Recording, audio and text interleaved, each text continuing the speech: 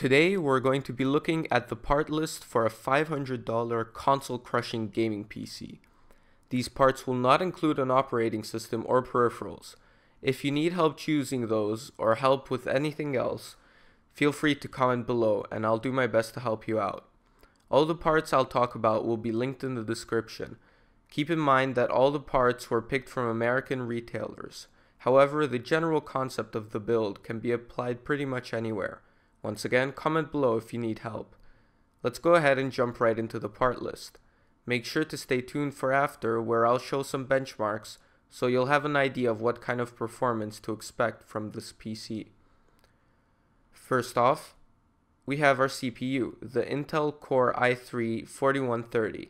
You can buy this CPU for about $120, and its 2-core 4-thread design is more than enough power for our PC.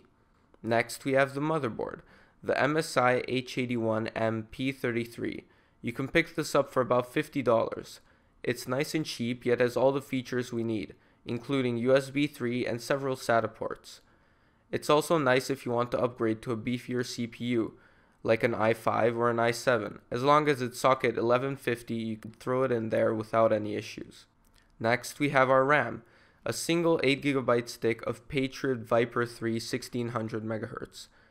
I decided to go with a single stick to keep one slot free on the motherboard for any future upgrades, meaning you can upgrade to 16GB without any issues. You can pick this up for about $60. Next up, let's take a look at storage.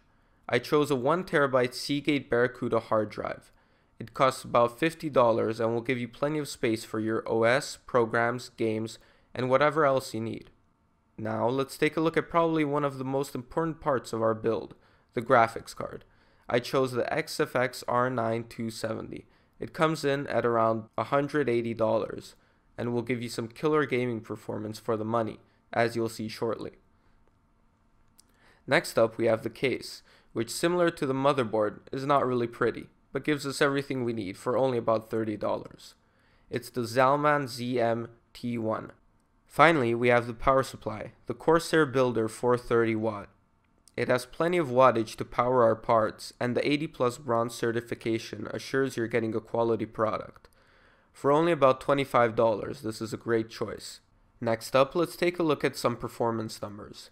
You can find all of these benchmarks on tomshardware.com, link below. First up, we have Battlefield 4. As you can see, running at 1080p high details, the R9 270 easily pulls over 60 frames per second. Next up, we have Metro Last Light, which is definitely one of the most demanding games out there. However, you can still completely get playable frame rates at high settings, averaging around the mid-40s at 1080p. Next, let's take a look at BioShock Infinite. As you can see, the card has no trouble maxing out the game at 1080p, averaging well over 60 frames per second. Finally, let's take a look at Tomb Raider.